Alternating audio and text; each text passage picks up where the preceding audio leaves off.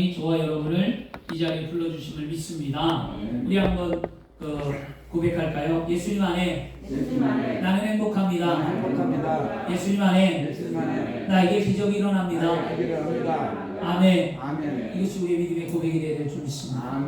이 고백을 하는 순간 우리는 어떨까요? 행복하셔야만 합니다. 여러분 하나님 앞에 나오니까 어떻습니까? 행복하십니까? 여러분의 가정은 어떻습니까? 행복하십니까? 우리 교회 나오니까 어떻습니까? 행복하십니까? 여러분 예수 안에서 참 행복한 그리스도인의 삶을 살아야 될 줄 믿습니다. 이것이 우리의 믿음입니다. 믿음은 믿음이 없이는 하나님을 기쁘시게 못하나니 하나님께 나가는 자는 반드시 그가 살아계신 것과 그를 찾는 자들에게 상 주심을 믿어야 할지니라. 이것이 우리의 믿음이었어요. 내 믿음대로 될지어다라고 말씀하시잖아요. 무엇이 나를 힘들게 합니까? 사업입니까? 물질입니까? 사람입니까? 무엇이 내 마음을 병들게 하고 내가 그리스도인으로 살아가지 못하게 나를 올가매고 있습니까? 그 속에서 자유하시길 바랍니다. 예수 믿으면 자유해야 돼요. 예수 믿으면 기쁨이 샘물처럼 넘쳐나야 돼요. 이게 신앙인들의 모습입니다. 눈에 보이는 거 없고 귀에 들리는 거 없고 현실에 잡히는 게 없다 할지라도 믿음으로 살아간다면 우리는 능히 우리의 삶을 아름답게 살아갈 수 있게 되는 줄 믿습니다. 부족하지 않는 사람이 어디 있겠습니까? 그리고 원하지 않은 사람이 어디 있겠습니까? 환경이 다 평탄한 사람이 어디 있겠습니까? 다 굴곡 속에서 살아가는 건데 믿음이 있는 사람은 어떻게 살아가느냐? 하나님을 신뢰하며 살아가는 거죠. 믿음이 있는 사람은 맡기라고 했잖아요. 그렇죠? 예수님께 맡겼어요. 맡기면 흔들리면 안 됩니다. 지난주에 여러분 이 그리스도에게 맡기라고 했습니다. 믿음을 갖고 맡긴 저와 여러분은 이제 신앙이 흔들리지 말아야 될 줄 믿습니다. 그러면 맡긴 자는 어떻게 해야 되냐? 믿음의 고백을 해야만 합니다. 그래서 오늘은 제목이 뭐냐면 따라하겠습니다. 맡긴 자의 믿음의 고백. 아멘. 맡겼으면 믿음으로 고백해야만 합니다. 오늘 여러분의 고백이 믿음의 고백이 하나님을 감동시키는 귀한 시간이 되어야 될 줄 믿습니다. 며칠 전에 큰아들이 이렇게 얘기했어요. 아빠, 나도 아빠처럼 내 손발톱인가 봐요. 발톱이 너무 아프다는 거예요. 저한테 와서.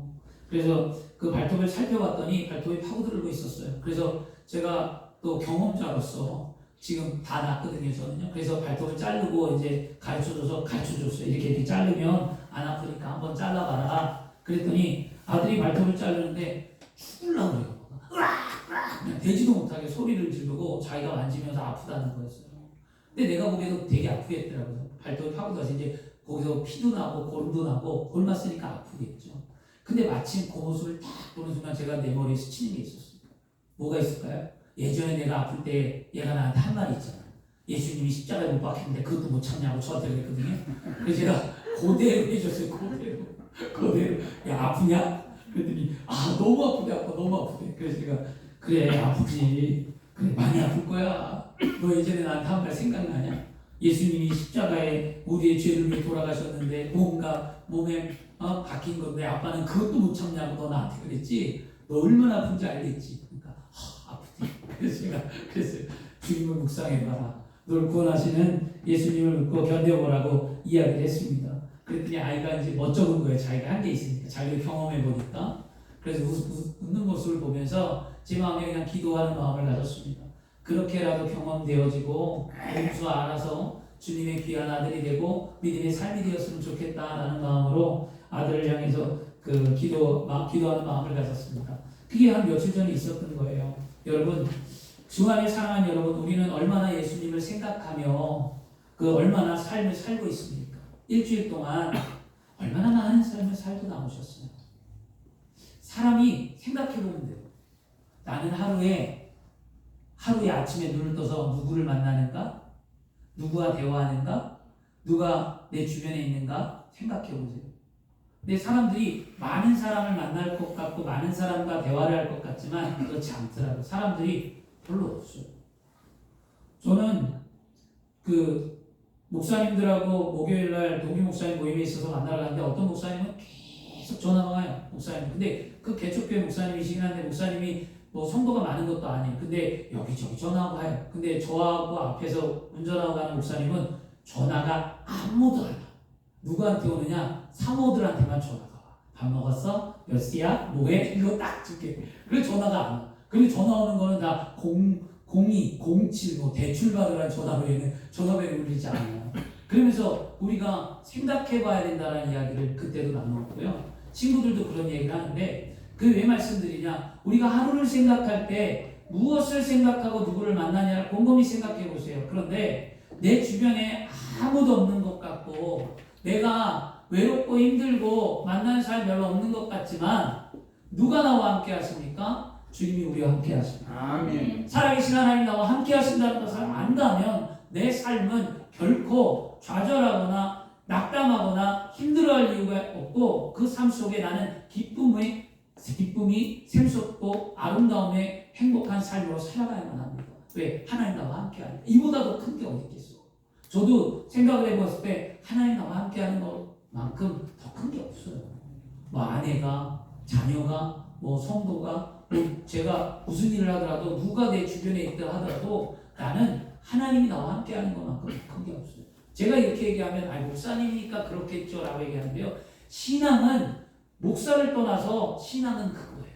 여러분. 믿음은 그거예요. 하나님이 믿음을 그렇게 하라고 말아서 목사인 제가 경험을 했기 때문에 말씀드리는 거니까 여러분은 따라와야 됩니다. 아멘. 하나님만을 좀 생각해 보세요. 아멘. 하나님이 주신 은혜, 예수님을 생각해 보세요. 십자가에 풀려 돌아가신 주님, 성령님을 생각해 보세요. 나의 연약함을 아셔서 나를 이끄시는 주님을 생각해 보시길 바랍니다. 아멘. 할렐루야. 아멘. 남자는 세 여자의 말을 잘 들어야 된다고 그러더라고요.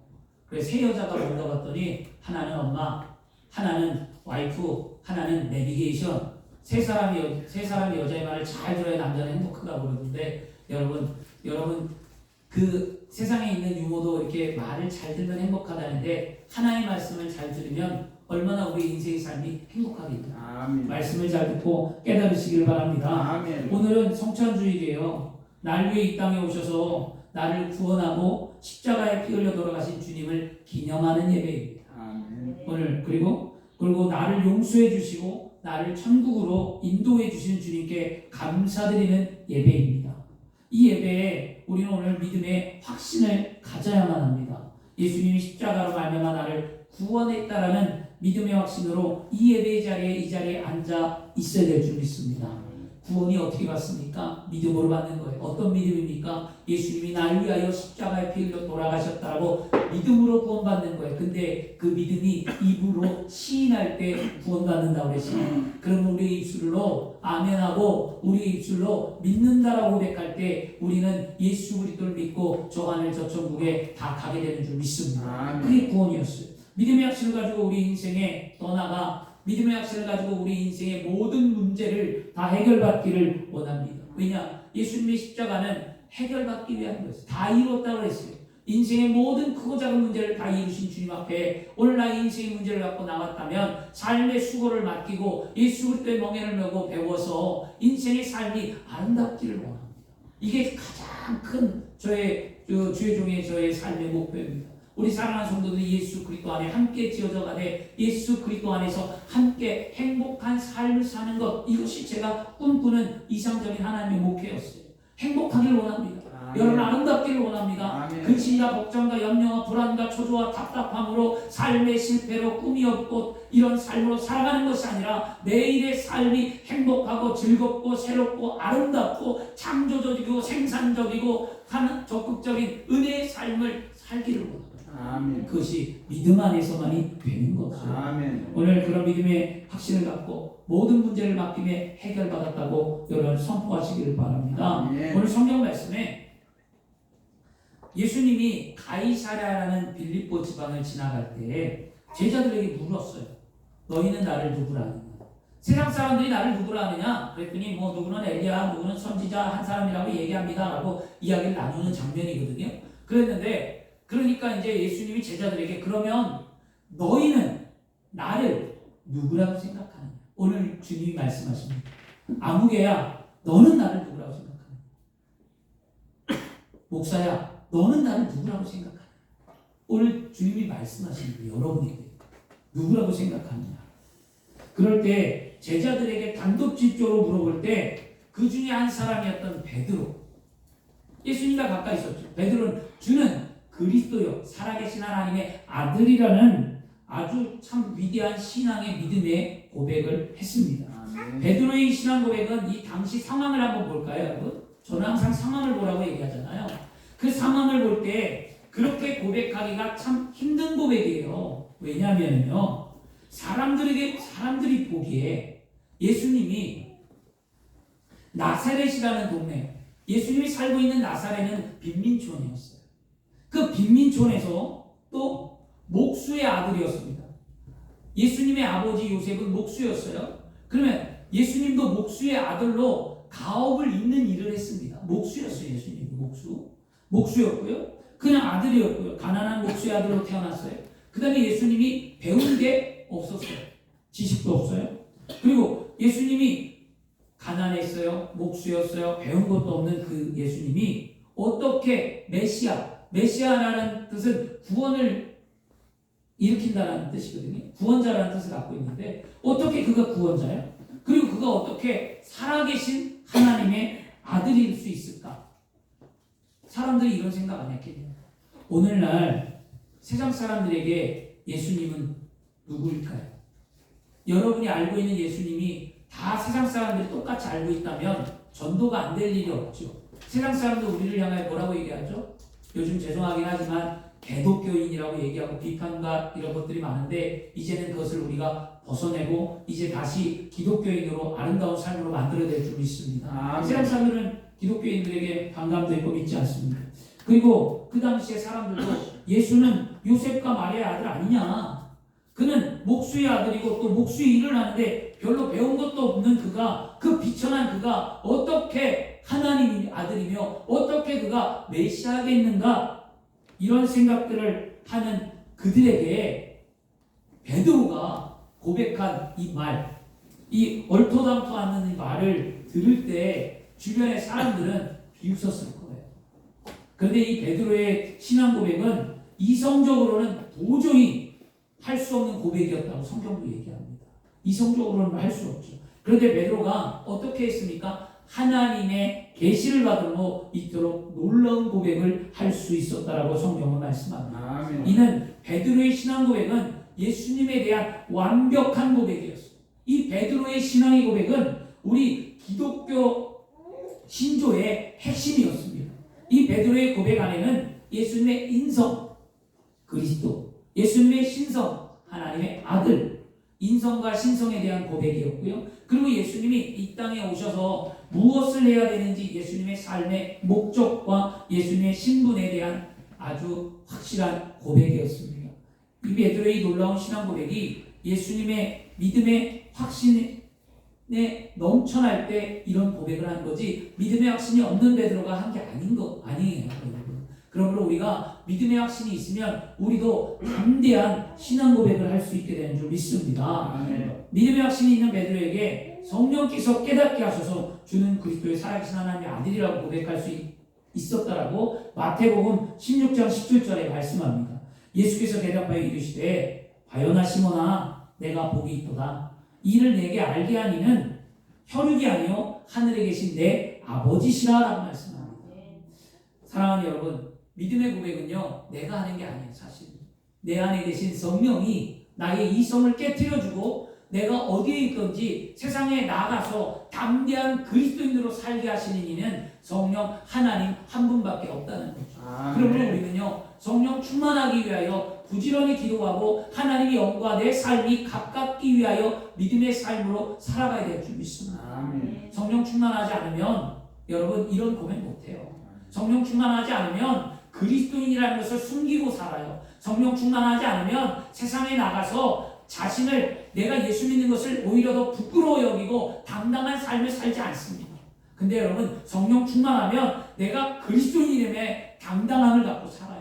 아무리 세상이 욕을 하고 아무리 내가 손가락질 한다 하더라도 날 위해 돌아가신 주님은 무엇과도 바꿀 수 없기에 그 주님의 사랑을 감사하기에 나는 당당한 그리스도인이 되는 거예요. 여러분 어디를 가든지 그리스도인답게 사십시오. 아멘. 부끄러워하지 마시고 이제는 여러분의 삶에 하나님 앞에 은혜 있는 삶으로 한 걸음 더 가까이 가셔야 될 줄 믿습니다. 아멘. 믿음의 확신이 있는 베드로의 입술 통해 성령 하나님께서는 왜 이런 고백을 하게 하셨을까요? 첫째는 베드로의 입술을 통해 예수님은 주님이시라는 고백을 했습니다. 따라하겠습니다. 예수님은 나의 주님이십니다. 아멘. 이 고백을 해야만 합니다. 여러분, 주라는 말은요, 주라는 말은 헬라어로 퀴리오스라는 뜻을 갖고 있어요. 퀴리오스는요, 종에 대해 주인의 절대적인 소유권과 권위를 침해하지. 주인에 대한 절대적인 권유, 절대적인 소유권을 말해주는 거고요. 성경의 이 칭호를 하나님과 예수님에 대해서 말씀하고 있는데요. 이는 인간을 지으시고 생사화복을 주관하시는 하나님을 칭호할 때 하나님을 주하나님이라고 이렇게 칭호를 붙였고요. 그 다음에 또 이 칭호는요, 하나님을 넘어서 예수님에게도 붙여주었는데요. 여러분이 알다시피 마가복음 11장 3절에 보면 예수님께서 예루살렘에 입성할 때 나귀를 어린 새끼 나귀를 끌어오는 장면이 있는데, 그때 제자들에게 물어요. 제자들이 예수님, 그 나귀를 왜 갖고 간다 그러면 뭐라고 대답할까요? 했더니 예수님이 가르쳐줬습니다. 주가 쓰시겠다. 그리고 나귀를 풀어오라고 얘기하거든요. 예수님도 자신을 주라고 표현했습니다. 그리고 더 나아가 누가복음 2장의 11절에 보면 예수님의 탄생할 때에 이 가브리엘 천사가 말하기를 오늘날 다윗의 동네에 너희를 위하여 구주가 나셨으니 곧 그리스도 주시니라. 예수님을 주라고 말씀합니다. 말씀대로 예수님은 우리의 주님이 되신 줄 믿습니다. 예수님은 우리의 주인이라는 거예요. 예수님은 나의 주인이셔서 내 삶의 절대적인 영향력 그리고 나의 모든 소유를 다 갖고 있는 분이라는 거죠. 착각하시면 안 됩니다. 살아가는 동안 인생의 모든 것이 내 거다. 지금 내 삶에 소유하는 것이 내 거다. 아니, 우린 총질이에요. 맡긴 자는 내 게 아니에요. 전부 다 누구 거예요? 하나님 거죠. 전부 다 주님 거지 내 거는 아무것도 없어요. 난 그냥 맡겨진 거고 관리자라는 거예요. 관리자. 회사에서 여러분 회장이 높지 관리자가 높습니까? 관리자가 아무리 구석구석 모든 관리를 하고 다 안다고 해도 관리자는 관리자지 자기 게 아니에요. 세상에 태어나서 사는 삶은요, 세상에 하나님이 맡겨진 것을 관리하고 누리고 사는 것 뿐이지 내 건 아닌 거죠. 근데 사람들이 착각하고 살아가죠. 그 교만에 빠지면 여러분 우리는 무너질 수밖에 없는 겁니다. 교만하지 아니하시고 모든 것이 주님이 주신 것임을 믿고 감사하며 사시길 바랍니다. 예수님께서 우리의 주님이 되신 이유가 무엇이냐면 예수님께서는 하나님의 뜻에 죽기까지 복종하셔서 죄인된 우리를 자신의 십자가의 피값으로 우리를 사셨기 때문에 우리의 주인이에요. 그러므로 빌립보서 2장 9절과 11절 말씀에 이러므로 하나님이 그를 지극히 높여 모든 이름 위에 뛰어난 이름을 주사 하늘에 있는 자들과 땅에 있는 자들과 땅 아래에 있는 자들로 모두 무릎을 예수의 이름에 꿇게 하시고 모든 입으로 예수 그리스도를 주라 시인하여 하나님 아버지께 영광을 돌리게 하셨느니라. 할렐루야. 예수 그리스도를 이름 앞에 모든 것이 무릎을 꿇고 예수 그리스도를 주라고 시인하며 하나님께 영광을 돌리겠다라고 말씀은 우리에게 분명히 말씀합니다. 예수님은 우리의 절대적인 주인이시며 예수님은 우리의 모든 소유를 다 가지고 계시는 분입니다. 우리가 예수님을 우리의 주인으로 인정할 때 우리의 모든 죄는 용서함 받고 우리의 인생의 삶은 행복해질 수 있는 줄 믿습니다. 오늘 이 시간 말씀을 듣는 여러분, 예수님은 우리의 주인으로 인정하십시오.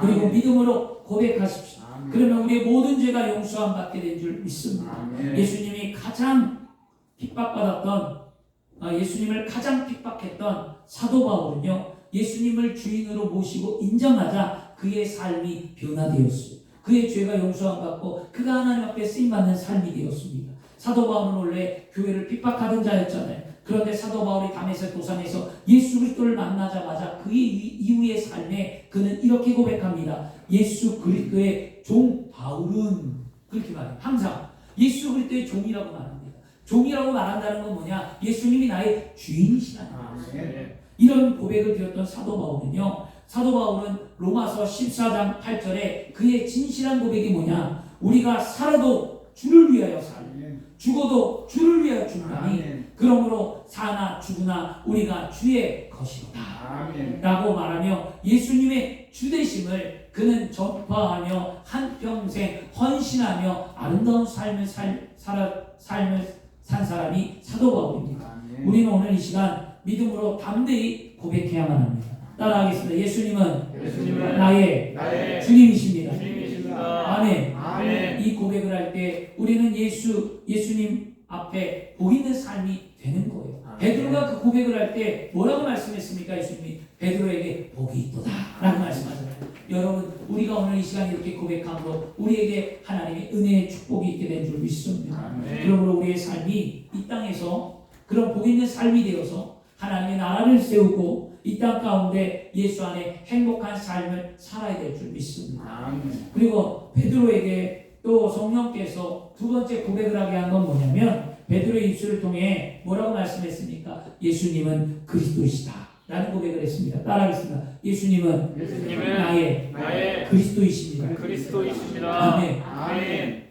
그리스도라는 말은요, 원래 히브리어로 기름을 부음을 받는 자가 그리스도예요. 기름 부음 받는 자.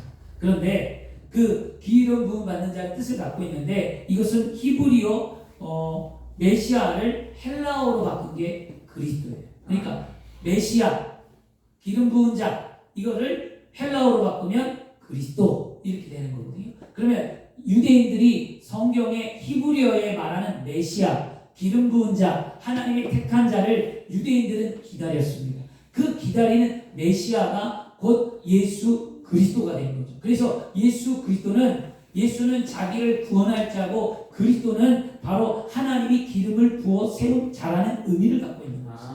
그래서 예수 그리스도 이름이 된 거거든요. 여러분, 예수와 그리스도는 원래 분리되어 있었는데 예수는 인성의 이름이었고 그리스도는 신성의 이름이었습니다. 그래서 신성과 인성이 합쳐져서 예수 그리스도가 되었습니다. 그래서 하나님께서 기름 부어 보내신 자를 기다리는데요. 베드로가 이와 같이 고백한 것은 뭘까요? 그 사실을 깨달았기 때문이죠. 그 사실을 누가 깨닫게 하셨습니까? 하나님의 성령이 하나님의 계시로 베드로에게 깨닫게 했어요. 이토록 계시를 받는 베드로를 보면 다른 제자들은 받지 못했는데 유독 베드로만 받았잖아요. 그래서 베드로가 수제자인가 봐요. 유독 베드로에게 받았어요. 베드로가 예수님의 수제자가 된 건 결코 우연이 아니라 그의 믿음이 뭘까요? 확신이 있어요. 그의 성질이 좀 다혈질이고 성격이 못되고 그래도 그의 신앙만큼은 확실했다. 목사님들이 흔히들 얘기해요. 개척교회나 큰 교회나 목사님들이 보면 목사님들하고 이야기하고 하면 우리 교회 말이야 그러면서 얘기해요. 뭘 얘기하냐면 성도들의 성품을 얘기할 때가 있어요. 우리 교회 성도의 성품은 진짜 안 좋고 힘든 사람이 있는데 일은 잘해 이 얘기를 꼭 해요.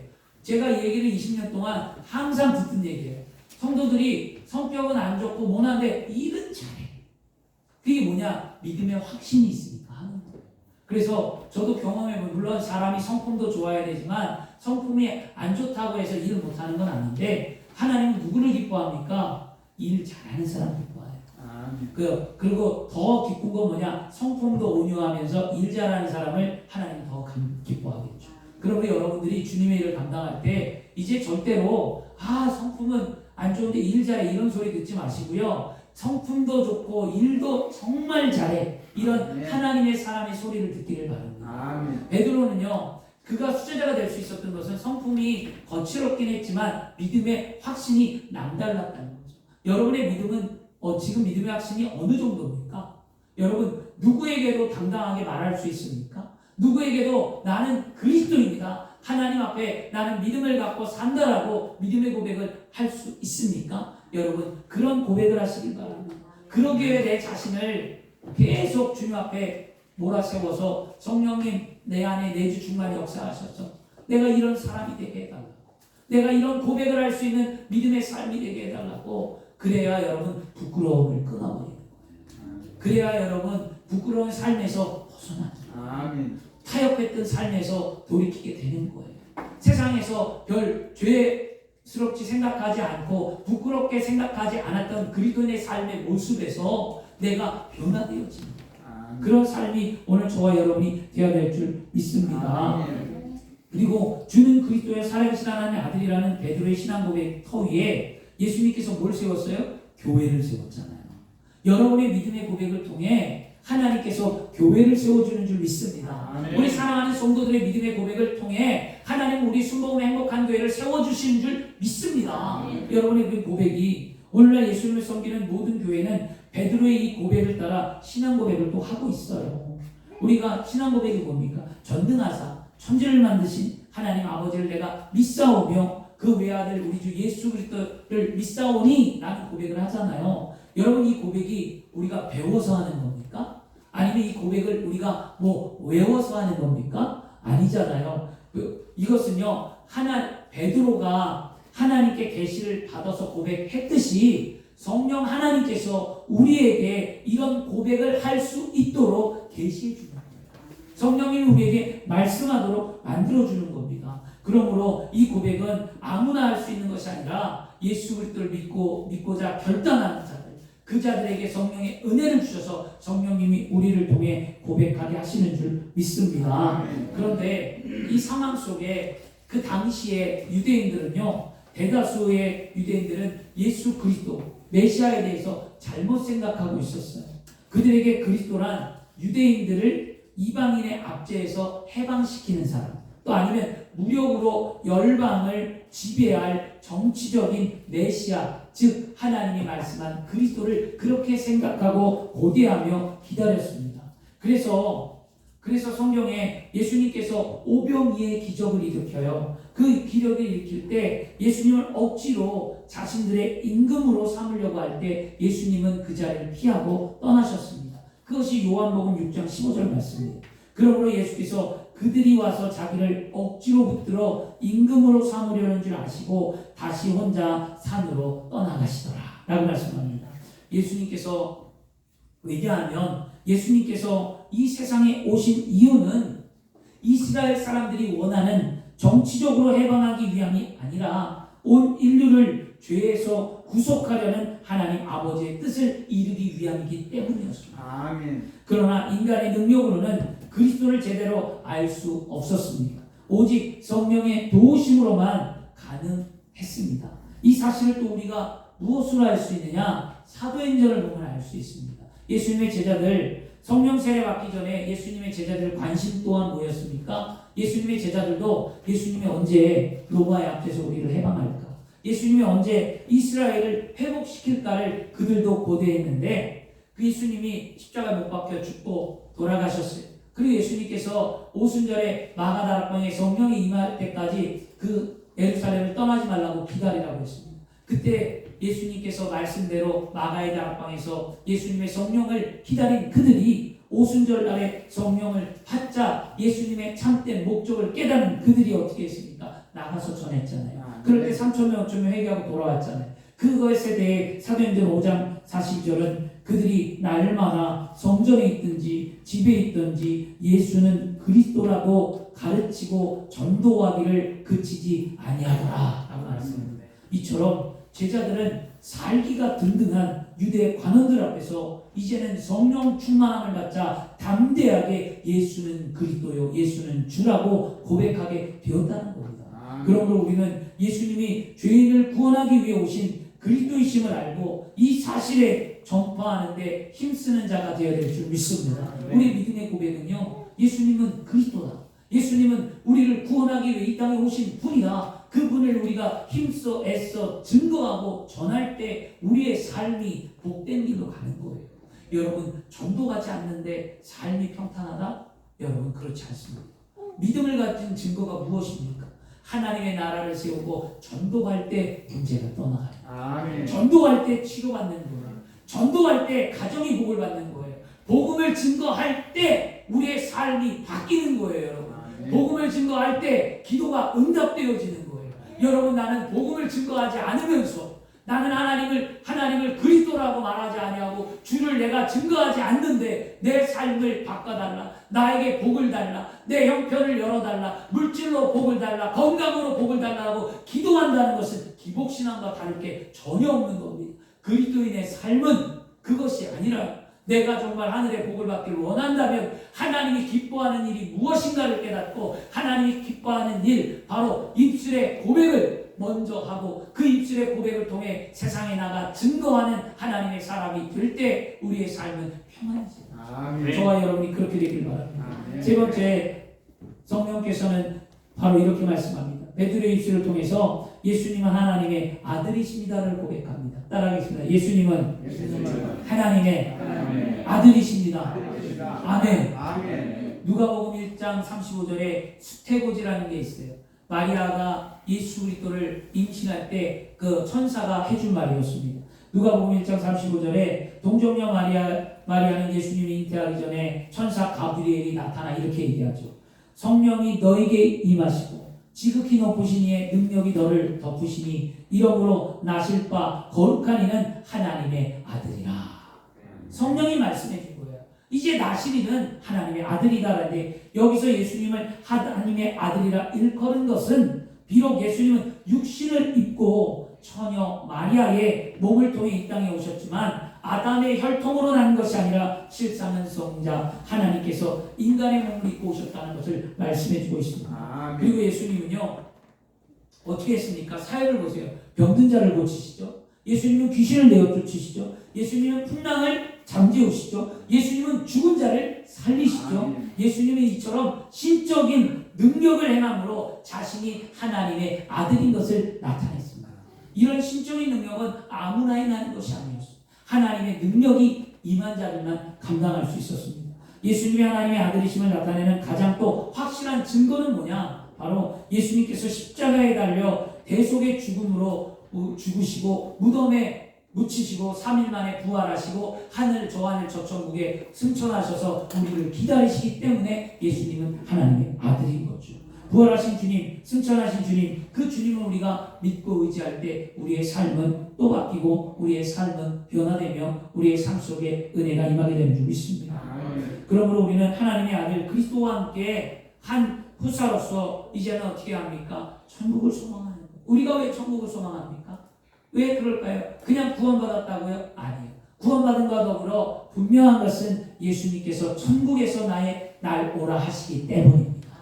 십자가로 나의 죄를 용서하시고 사망 권세 이기시고 부활하신 주님이 저 하늘 저 천국에서 저와 여러분을 오늘도 기다리신 줄 믿습니다. 그러면 천국 가는 그날까지 우리 이 땅의 삶에 무엇을 해야만 합니까? 오늘 말씀의 결론은 무엇입니까? 말씀의 결론은 그 고백으로 말미암아 베드로를 통해 뭘 했다고요? 반석 위에 교회를 세웠다고 했어요. 신앙의 고백은 교회를 세우는 거예요. 교회는 곧 뭡니까? 바로 영혼을 살리는 게 교회라는 거잖아요. 영혼을 살리는 삶이 되어서 수많은 사람들이 모여 함께 하나님 앞에 예배하는 삶을 사는 것, 그것이 우리의 꿈이 되고 그것이 우리의 삶의 목적이 되고 목표가 되어 많은 사람을 주께 이끄는 하나님의 사람이 되어야 될 줄 믿습니다. 아멘. 결론입니다. 주 안에 사랑하는 여러분, 예수라는 이름은 히브리어로 여호수아를 헬라어식으로 바꿔놓은 거예요. 히브리어 이름 여호수아를 헬라어로 바꾼 게 예수인데요. 그 뜻은 바로 야훼께서 구원하신다. 구원하신다는 의미죠.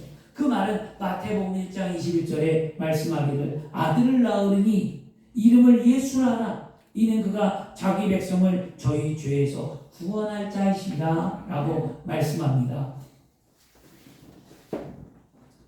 이 예수의 이름은 인간이 가장 중대한 문제가 무엇인가를 가르쳐 주는데요. 인간이 가장 중대한 문제에 무엇에 놓여 있는가? 바로 죄의 문제에 놓여 있다는 거죠. 그러니까 예수의 이름은 인간을 죄에서 구원한다는 이름을 갖고 있죠. 여러분의 죄가 오늘 용서함 받게 되는 줄 믿습니다. 여러분을 구원하시는 이는 예수님밖에 없습니다. 아무리 세상의 영화를 누릴지라도 죄의 무서운 세력 앞에 인간은 모두 무너지게 되어져 있습니다. 사랑하는 여러분, 죄의 문제에 대해 유일한 해답은 곧 자기 백성을 저희 죄에서 구원할 자이신 예수의 이름을 믿는 것밖에 없습니다. 오늘 예수 그리스도를 믿고 다 모든 죄 사함에서 자유함을 얻고 여러분이 하나님 신 은혜로 행복해야 될 줄 믿습니다. 하나님은 예수 이름 외에 또 하나님 예수 이름 외에 천하에 다른 어떤 이름으로 구원할 이름을 주지 않았다라고 사도행전 4장 12절에 말씀합니다. 만약에 예수님이 누군지를 바로 알지 못한 채 구원을 추구하는 사람이 있다면 그는 마치 기초도 든든히 닦지 않고 높은 건물을 세우려 하는 어리석은 사람과도 같은 거예요. 믿음이 언제 자라느냐? 예수님이 나의 구원자라는 사실을 믿을 때 믿음이 자라요. 믿음이 언제 자라는가? 예수님이 나의 모든 죄를 청산했다고 믿을 때 자라는 거예요. 믿음이 언제 자라는가? 예수님이 하나님의 아들이라는 것을 확신할 때 우리의 믿음은 자라나게 되는 줄 믿습니다. 하나님께서 우리에게 허락하시는 구원의 터전은 오직 예수님 한 분밖에 없습니다.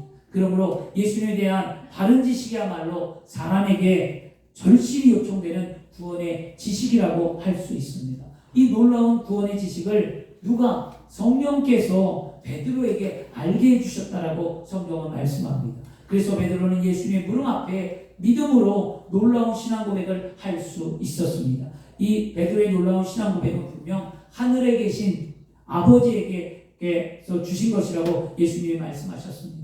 베드로의 이러한 신앙 고백은 성령으로 말미암아 이루어졌다는 사실을 믿는다면 우리의 고백 또한 우리가 하는 것이 아니라 누가 하게 하십니까? 성령께서 하게 하신다는 것을 우리는 깨달아 알아야만 합니다. 이 말씀의 근거는 또 고린도전서 12장 3절에 말씀합니다.